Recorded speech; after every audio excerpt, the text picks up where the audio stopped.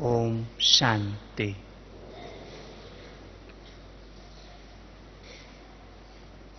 भगवान के बच्चे हम आप आत्माएं भाग्यवान आत्माएं हैं। वैसे तो सारी सृष्टि की आत्माएं भगवान के ही बच्चे हैं,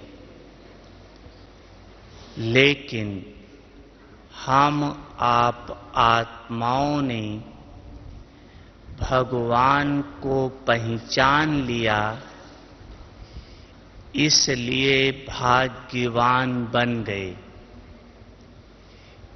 क्योंकि भगवान से ही भाग्य का वर्षा मिलता है, तो भगवान को पहचाना, भगवान के साथ संबंध जोड़ा, तो भाग्य का अधिकार मिल गया। इस मिले हुए अधिकार को आगे बढ़ाना, भाग्यशाली से सौभाग्यशाली बनना, यह विशेष पुरुषार्थ अब हम आप ब्राह्मण आत्माओं का है। देखो, सौभाग्यशाली बनने में बहुत सुंदर एक विधि है। 100 में एक शब्द जोड़ दो, ई, तो 100 बन जाता है शिव। अगर सा पर ई का मात्रा लगा दो तो सब शिव में बदल जाता है। तो हम आप सब अगर ई शब्द अपने जीवन में ले आएं, ई शब्द अर्थात ईश्वरीय याद, ईश्वरीय स्मृति और ईश्वरीय सेवा। याद, श्रीमत और सेवा, ये 3 बातें ऐड कर लें तो सौभाग्यशाली सहज बन जाएंगे। ईश्वरीय याद, ईश्वरीय श्रीमत और ईश्वरीय सेवा। तो हम आत्माएं भाग्यशाली से सौभाग्यशाली बन जाएंगे, जो हम आप आत्माओं का विशेष लक्ष्य है। सौभाग्यशाली अर्थात शिव बाप के समान बनना, ब्रह्मा बाप के समान बनना, अर्थात सौभाग्यशाली बनना। लेकिन आत्मा इन 3 बातों को प्रैक्टिकल में जीवन में ला सके, ईश्वरीय याद निरंतर रहे, ईश्वरीय श्रीमत पर सदा चल सके और ईश्वरीय सेवा सदा करते रहें, इसके लिए आत्मा में शक्ति चाहिए, मनोबल चाहिए, विल पावर चाहिए, जिससे आत्मा प्रैक्टिकल में कर सके। तो इसका आधार है आत्मा में विल पावर आ जाए, शक्ति आ जाए। इसका आधार है अमृत बेला। अगर अमृत बेला समर्थ है तो सारा दिन स्वतः ही हम आत्माएं समर्थ रहेंगी ही। जैसे देखो बिल्डिंग है, अगर बिल्डिंग का फाउंडेशन मजबूत है तो बिल्डिंग जो आप बनाएंगे उस बिल्डिंग के द्वारा आप सुख प्राप्त कर सकते हैं। अगर बिल्डिंग की नींव मजबूत नहीं है, फाउंडेशन मजबूत नहीं है, तो बिल्डिंग कितनी भी सुंदर बनाओ, लेकिन उस बिल्डिंग से सुख की प्राप्ति नहीं कर सकते, बल्कि वो दुख देने वाली ही बन जाएगी।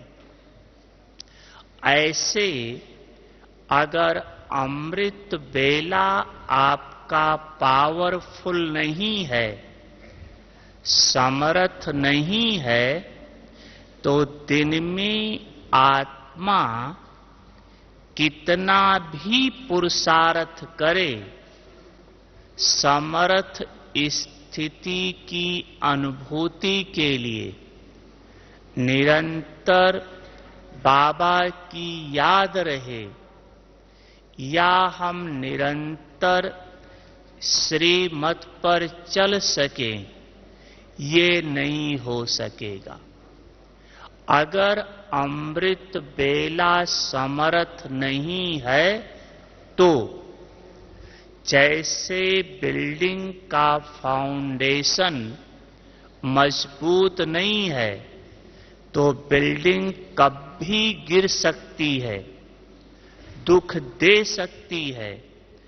ऐसे अगर अमृत बेला आपका पावरफुल नहीं है तो सारा दिन समर्थ बनना तो छोड़ो और श्रीमत की अवज्ञा हो जाएगी।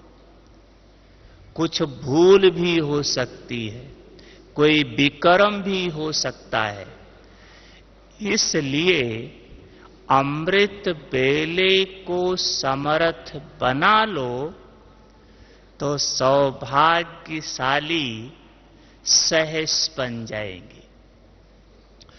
वैसे तो बाबा की याद किसी समय भी कर सकते हैं, लेकिन अमृत बेले जो विशेष प्राप्तियां हैं वो और किसी समय याद में नहीं है। जो विशेष प्राप्ति अमृत बेले है वो और किसी समय नहीं है। विज्ञान भी ऐसा कहता है कि सुबह का समय 4 घंटा ऐसा होता है जिसमें ग्रहण करने की शक्ति, धारण करने की शक्ति सारे दिन के अपेक्षाकृत सुबह ज्यादा होती है। तो अगर आप सुबह थोड़ा गहराई से बाबा को याद कर लो या कोई भी बात का चिंतन कर लो तो उसके स्वरूप सहज बन जाओगे। क्योंकि उस समय आत्मा के अंदर ग्रहण करने की पावर स्वतः ही है। अमृत वेले योग में 5 प्रकार का फायदा है जो और किसी समय योग करने में नहीं है। पहला, वायुमंडल सतो प्रधान होता है। अमृत वेले के समय वायुमंडल सतो प्रधान होता है। दूसरा है, आत्मा सारी रात नींद करके उठी है, इसलिए फ्रेश है, तो फ्रेश माइंड से भगवान को याद करना सहज है। तीसरा है, अमृत वेले कोई कार्य का संकल्प नहीं है। उस समय कोई कार्य व्यवहार नहीं है, इसलिए आत्मा सब कुछ भूलकर एक बाप के याद में समा सकती है, क्योंकि और कोई संकल्प नहीं है। और चौथा है, बाप की आज्ञा की पालना करने के कारण भगवान की दुआएं हैं। दुआएं बहुत मदद देती है। और पांचवा है, जो अमृत वेले उठकर रोज बाबा को याद करता है, वो सतयुग के आदि में 111 में आएगा। तो सतयुग के आदि में 111 में आने का आधार अमृत वेला योग है। तो पहली बात, वायुमंडल सतो प्रधान होता है। वायुमंडल का प्रभाव मन के ऊपर अवश्य पड़ता है। जैसे आप लोग अपने देश से, गांव से यहां आए हो, यहां का वायुमंडल आपके मन के ऊपर प्रभाव डाल रहा है। हर एक को अनुभव हो रहा है। मन शांत रहने लगा है। मन के अंदर खुशी उत्पन्न हो रही है। बाबा की याद सहज रहने लगी है। ये सब वायुमंडल का प्रभाव है। तो वायुमंडल का प्रभाव स्वतः पड़ता है। सुबह 1 बजे से लेकर 5 बजे तक बहुत सुंदर सतो प्रधान वायुमंडल। इस वायुमंडल को सतो प्रधान कहा गया है। सतो प्रधान वायुमंडल में आत्मा अपनी सतो प्रधान स्थिति को सहज प्राप्त कर सकती है, क्योंकि वायुमंडल सतो प्रधान होने के कारण आत्मा में भी दिव्यता रहती है। वायुमंडल का प्रभाव है। दिव्यता के कारण अपनी थोड़ी सी भी कमी ज्यादा महसूस होने लगती है।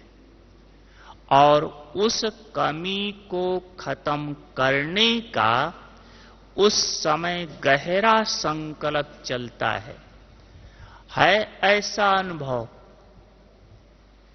जो कमी आपको सारे दिन के अंदर कमी महसूस नहीं होती है, वो सुबह के समय कमी महसूस होती है। मान लो आप सारे दिन के अंदर कहीं गुस्सा किया या कुछ भी गलती की, उस समय आपको उतना रियलाइज नहीं होता है, लेकिन जब योग में बैठते हो सुबह, तब वो गलती बहुत भारी महसूस होती। उसका कारण है वायुमंडल सतो प्रधान होने के कारण आप आत्मा की बुद्धि भी दिव्य है। वायुमंडल का प्रभाव मन बुद्धि पर पड़ रहा है, इस कारण से थोड़ी भी गलती ज्यादा महसूस होती है। जैसे एक कलर्ड कपड़ा पहनो, एक सफेद कपड़ा पहनो, तो रंगीन कपड़े पर कुछ मिट्टी पड़ जाए, कुछ लग जाए तो उतना महसूस नहीं होता है, और सफेद कपड़े पर अगर थोड़ा सा भी लग जाए तो दिखाई देने लगता है, ज्यादा महसूस होता है। तो सुबह आत्मा दिव्य होने के कारण जो थोड़ी भी गलती है वो भारी महसूस होती है। इसलिए सबसे बड़ा फायदा है अमृत बेले के समय वायुमंडल का सहयोग।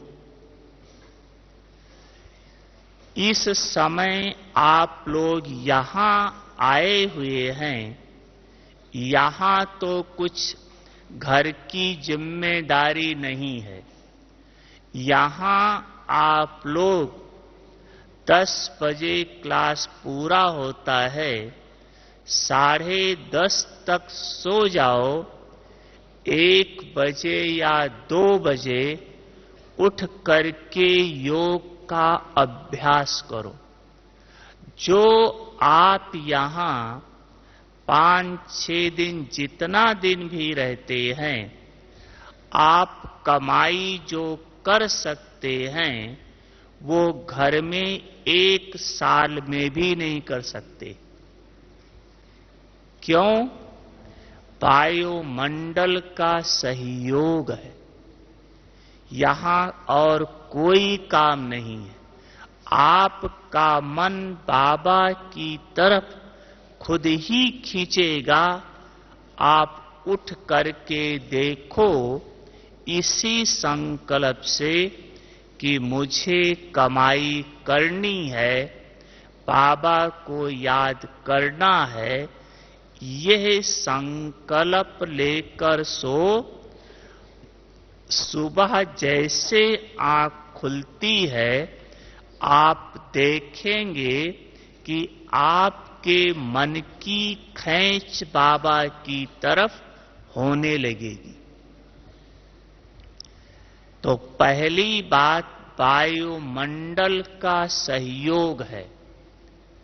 दूसरी बात है आत्मा सारी रात नींद करके उठी है, इसलिए फ्रेश है।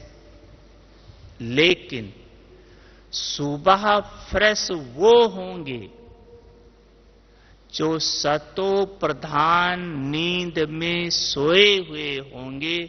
वो अगर सतो प्रधान नींद में नहीं सोए हैं तो सुबह उठते ही आपका माथा भारी होगा। कई देखो सुबह सोकर उठते ही माथा हल्का होता है, और कईयों को देखा होगा कि सोकर उठते ही उबासी लेते हैं, अंगड़ाई लेते हैं, ऐसे हाथ पैर करते हैं। ये सब माथा भारी की निशानी। ये क्यों ऐसे हुआ? क्योंकि सतो प्रधान नींद में नहीं सोए थे, रजो या तमो की नींद में सोए थे। तो रजो या तमो की नींद में सोने वाला उठते ही वही बातें याद आएंगी, और उसी बातों का प्रभाव स्वप्न में भी पड़ता है। जिन बातों के स्मृति में सोए हैं। तो सतो प्रधान नींद का आधार दो है। एक, जब आप सोते हैं तो सारे दिन का चार्ट बाबा को देकर अवश्य सो। अगर चार्ट नहीं देंगे तो जरूर सारे दिन के अंदर कुछ न कुछ श्रीमत की अवज्ञा हुई है, भूल हुई है। उसका प्रभाव स्वप्न पर और सोकर उठते ही आएगा। तो चार्ट देना अर्थात भूल गलती जो कुछ भी हुई उसको जलाकर खत्म कर देना। बाबा ने बहुत सुंदर उदाहरण दिया था। मान लो आप अपने घर की सफाई करो, पूरा घर साफ करके, और किचड़े को घर के किसी पीछे कोने में छोड़ दो।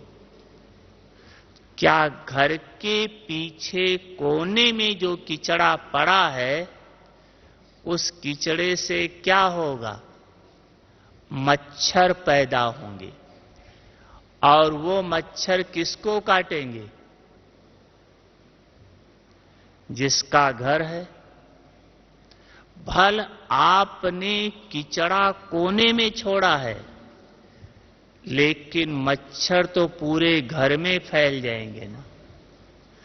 ऐसे सारा दिन भल आपने अटेंशन दिया है, लेकिन फिर भी भूल या गलती कुछ होती ही है। कुछ न कुछ ऊपर नीचे हो ही जाता है। तो बाबा को बताना अर्थात किचड़े को जलाना। जब किचड़ा जल ही गया तो राख को क्या करना है? सागर में फेंक दो। राख भी नहीं रखो, अर्थात चार्ट दे करके अब बाबा आप जानो, आपका काम जाने, राख भी सागर में फेंक दो।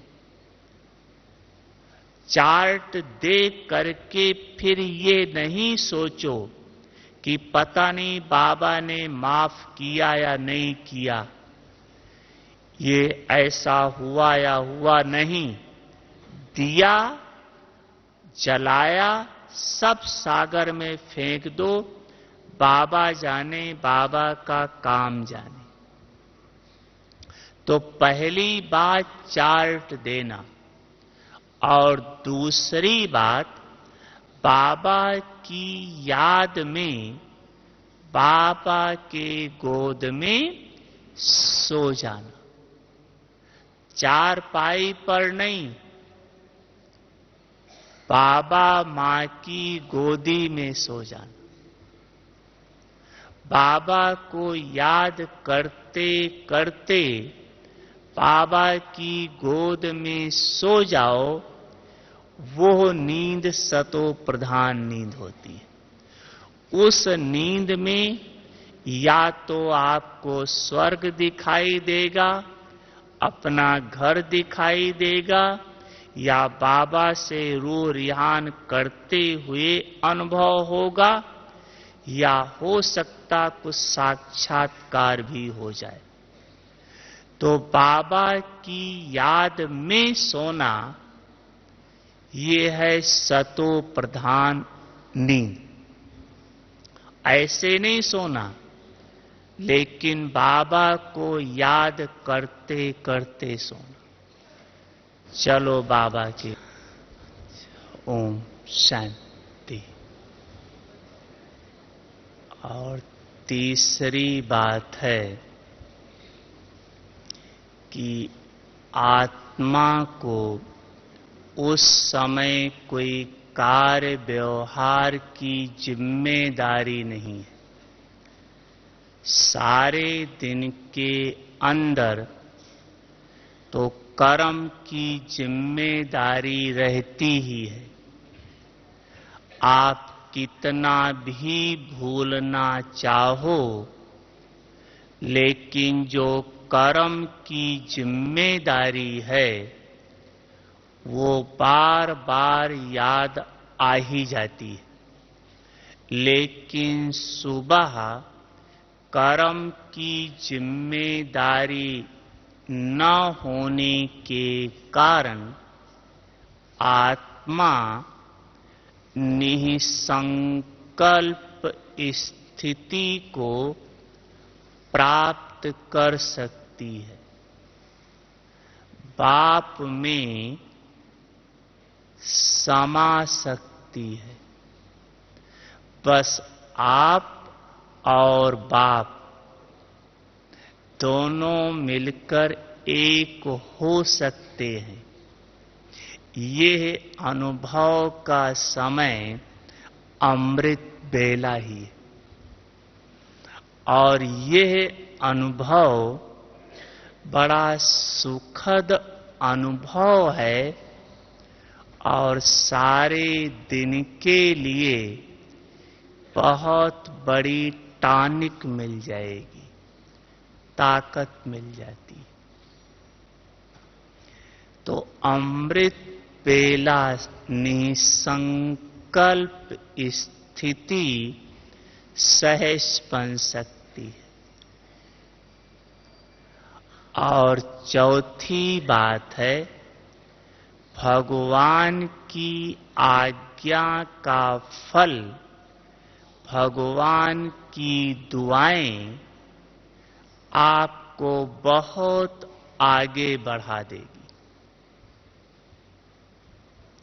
जिसको भगवान की दुआ मिल जाए, आशीर्वाद मिल जाए, उसका तो बेड़ा स्वतः ही पार हो जाएगा। और दुआ या आशीर्वाद लेने का आधार ही है आज्ञाकारी बनना। आप लौकिक में भी देखो, सब माता पिता ही बैठे हैं कि आपके घर में 2-3 बच्चा हो, एक बच्चा बहुत तेज बुद्धि वाला है, बहुत धन कमाता है, लेकिन आपका कहना नहीं मानता है, अपनी मर्जी से चलता है। और एक बच्चा है जिसकी बुद्धि कम है, पैसा भी कम कमाता है, लेकिन आपका पूरा कहना मानता है। दोनों में किसके प्रति आपकी दुआएं निकलेंगी? किसके प्रति निकलेगी? जो आज्ञाकारी है, उसके लिए सदा दिल से यही निकलता रहेगा कि भगवान इसकी भी बुद्धि तेज हो जाए, ये भी कमाने लगे, ये भी लायक बन जाए। सदा उसके लिए दिल से दुआ निकलती रहेगी, आज्ञाकारी। तो भगवान से भी दुआ लेने की विधि यही है, आज्ञाकारी बनना। और आज्ञाकारी में सबसे पहली आज्ञा, अमृत बेले उठकर बाप को याद करो, सबसे पहली आज्ञा है। दिन का आदि यही है, दिनचर्या की आदि यही है। तो अगर सोकर उठते ही भगवान की इस आज्ञा की पालना कर ली, तो भगवान की दुआएं क्या नहीं कर सकती।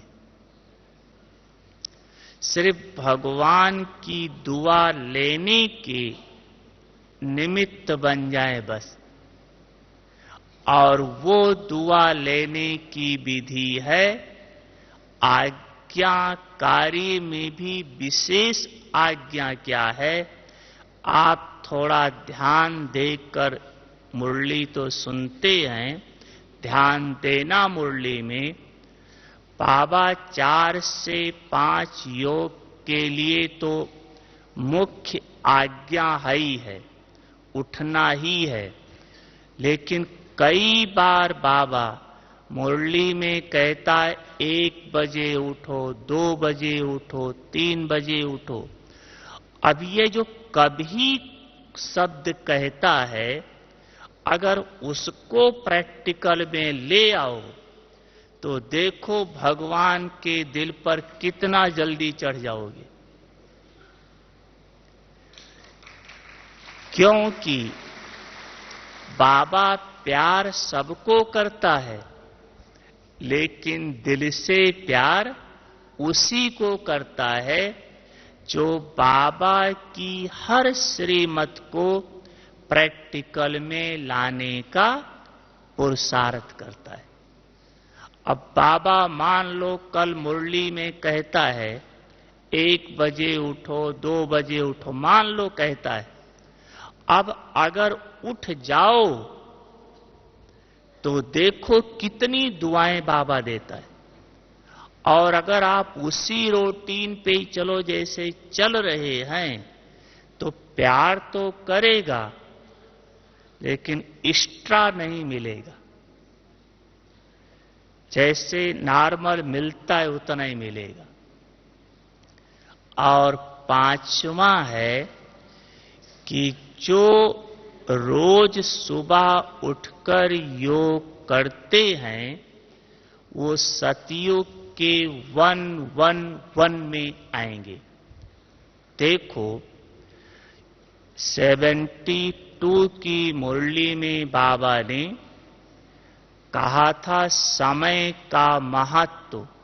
उस मुरली में बाबा ने शब्द कहा है अमृत बेले के महत्व के बारे में, कि जो बच्चा यहां जितनी देर से उठता है वो सतयुग में उतनी देर से आएगा। जो बच्चा यहां जितना घंटा लेट उठता है वो सतयुग में उसका जन्म उतना कम होगा। और जो अमृत बेले योग करता ही नहीं है वो सतयुग में आ ही नहीं सकता है।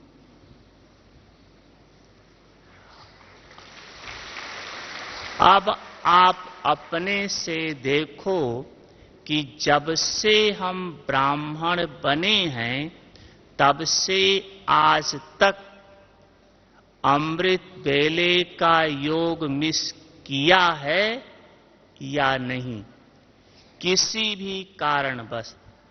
4 से 4:45 हां, जिसने योग नहीं मिस किया हो, जब से ब्राह्मण बने तब से आज, हाथ उठाओ। नहीं मिस किया है किसी भी कारण से? है कुछ? मुबारक हो, उनका तो आना निश्चित है। अच्छा, जिसका मिस हो गया है वो क्या करेंगे?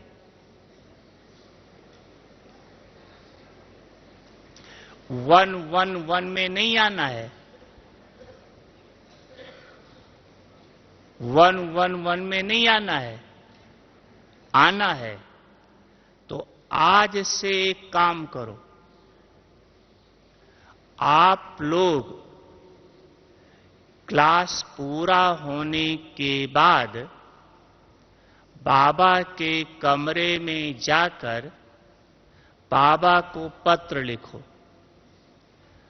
माफी मांगो कि बाबा आज तक जाने अनजाने में जो भी हुआ हो गया, बाबा माफ करना।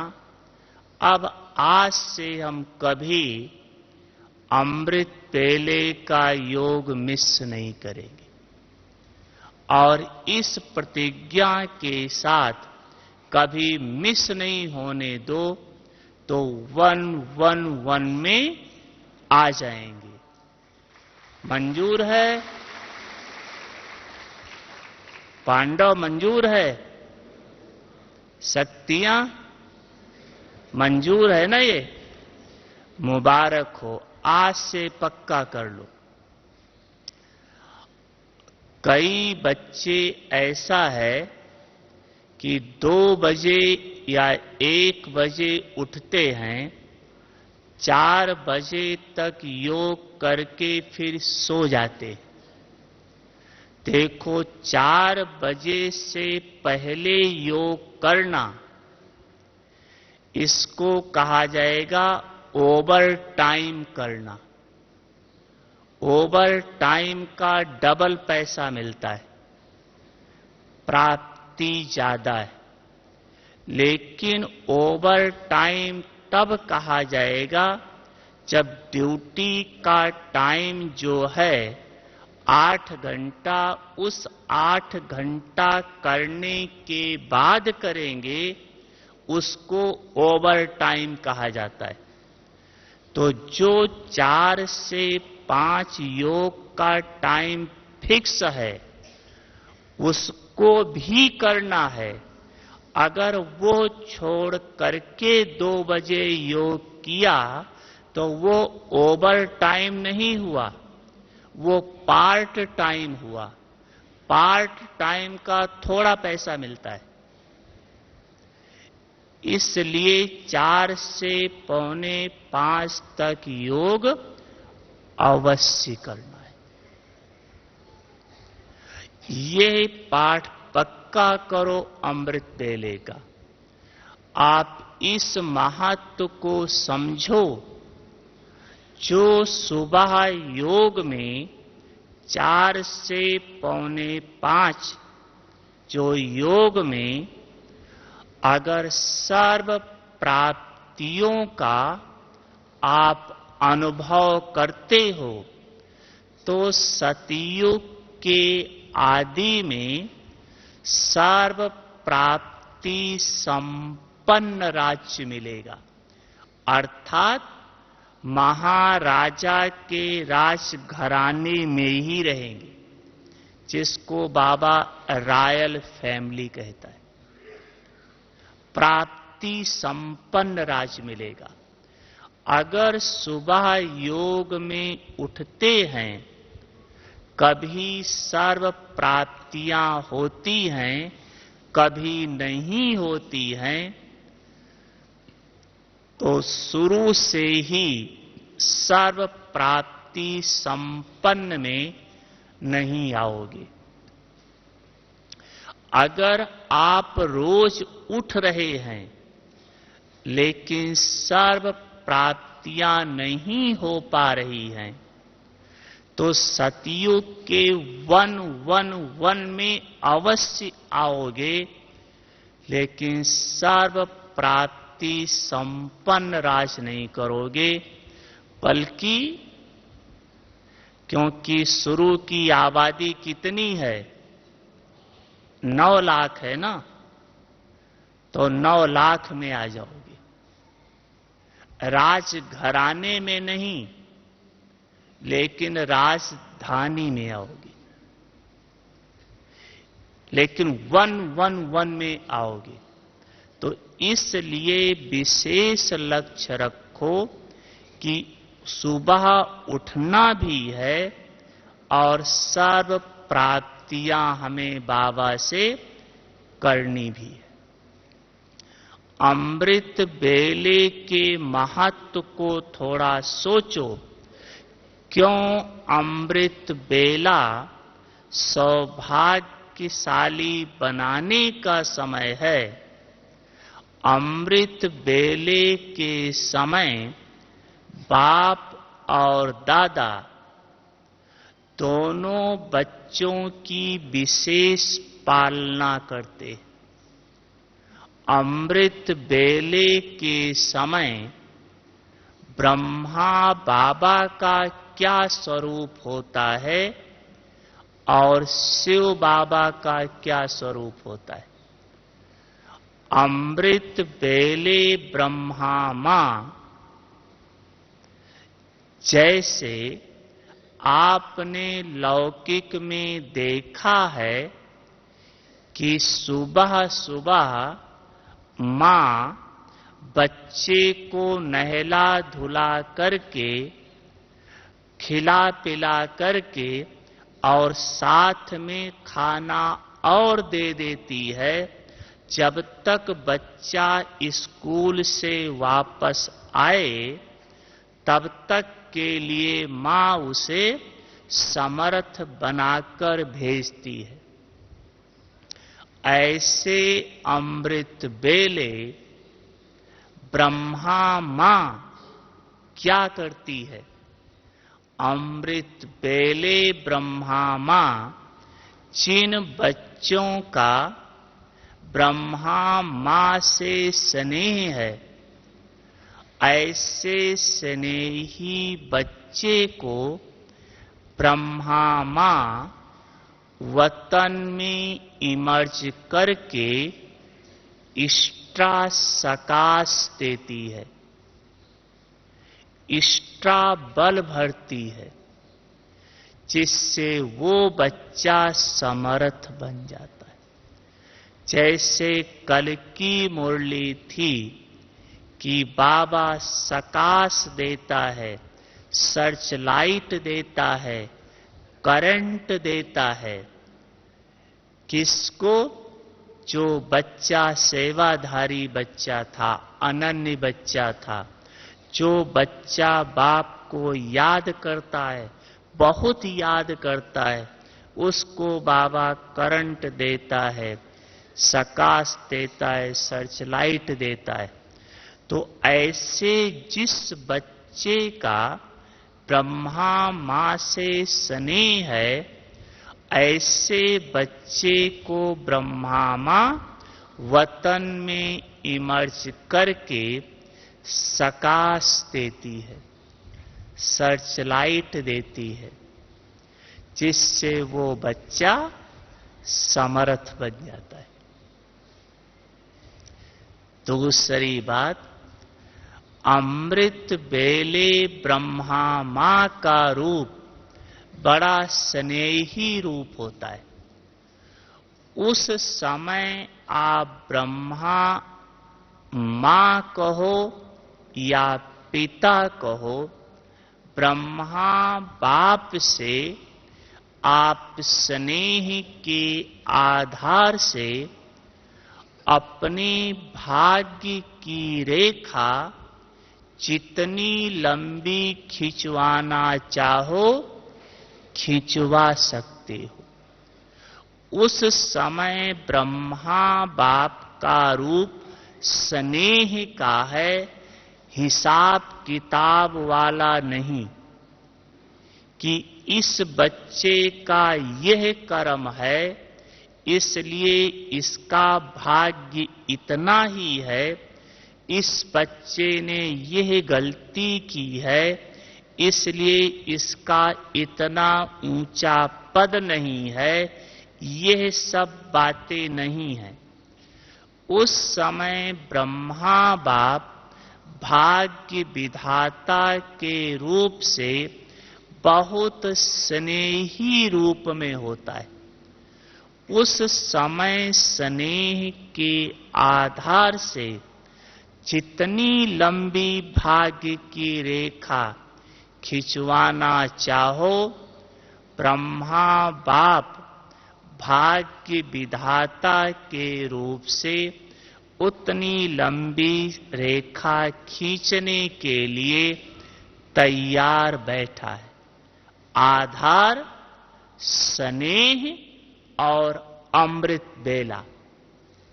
अमृत बेले के समय ब्रह्मा मां से स्नेह के आधार से भाग्य की रेखा खिंचवा सकते हो। शिव बाबा का अमृत बेला कौन सा रूप होता है? ब्रह्मा बाप से तो भाग्य की रेखा खिंचवा सकते हो। शिव बाप का अमृत बेला भोलानाथ का रूप होता है, भोले भगवान का रूप होता है। उस समय शिव बाबा का रूप धर्मराज का नहीं है, भोले भगवान का है। उस समय अर्थात अमृत बेले स्नेह के आधार से शिव बाबा से अपने किए हुए सभी पाप कर्मों को बख्शवा सकते हो, अर्थात क्षमा ले सकते हो। उस समय शिव बाबा भोलेनाथ, भोले भगवान के रूप में होने के कारण आपके सभी पापों को क्षमा कर देंगे। देखो अमृत बेले का महत्व, कि अमृत बेले भगवान से इतना बड़ा काम करा सकते हो। जो योग लगाते लगाते थक जाते हैं लेकिन पाप नहीं खत्म होता है, वो भगवान भोलानाथ के रूप में शनि के आधार से सहज खत्म करा सकते। अमृत बेले के समय शिव बाबा ज्ञान सूर्य बनकर सब बच्चों की विशेष किरणों की पालना करता है। जिस किरणों की पालना से दो बातें होती है। एक, किरणों से विकर्म खत्म होते, कीटाणु नष्ट होते हैं, बुराइयां खत्म हो जाती है। दूसरा, उस पालना से आत्मा समर्थ बन जाती।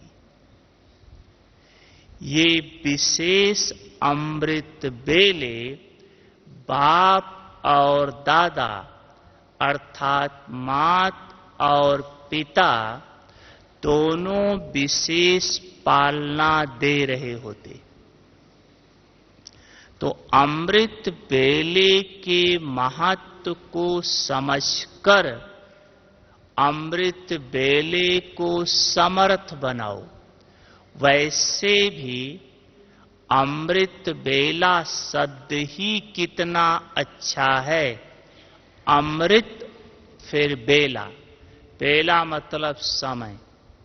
यही समय है जो आत्मा भगवान से, सोमनाथ बाबा से सोमरस अर्थात अमृत लेकर अमर बन सकती है।